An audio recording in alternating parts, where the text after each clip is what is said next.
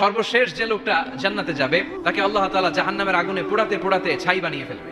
আল্লাহ বলবেন, জিব্রাইল যাও একটু দেখো একটা মাত্র সেজদা দিয়েছে আমাকে, এরকম কাউরে পাওয়া যায় কিনা। খুঁজে খুঁজে কাউরে পাবে না। আল্লাহ বললেন আবার দেখো, খুঁজে খুঁজে একজনকে পাবে, সামান্য ইমানের ছিটে ফোঁটা তার অন্তরে ছিল।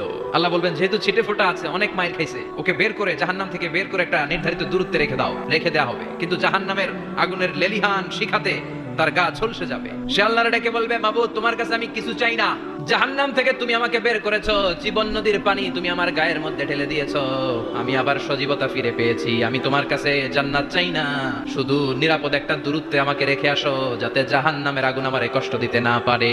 আল্লাহ জিব্রাইলকে বলবেন যাও এমন দূরত্বে রাখো যাতে জাহান্নামের আগুন ওরে কষ্ট না দেয়। রেখে আসা হবে। অনেকদিন সে ওখানে আনন্দে থাকবে, আল্লাহ শুকরিয়া করবে, সে মনে মনে বলবে বেঁচে গিয়েছি আমি। অনেকদিন থাকার পরে মনে মনে ভাববে বাইসা তো গেছি, কিন্তু নতুন করে একটু ট্রাই করে দেখি। আল্লাহ আগেই বলে রাখে আমি কিন্তু জান্নাতে যেতে চাই না। আল্লাহ বলবেন কি চাও?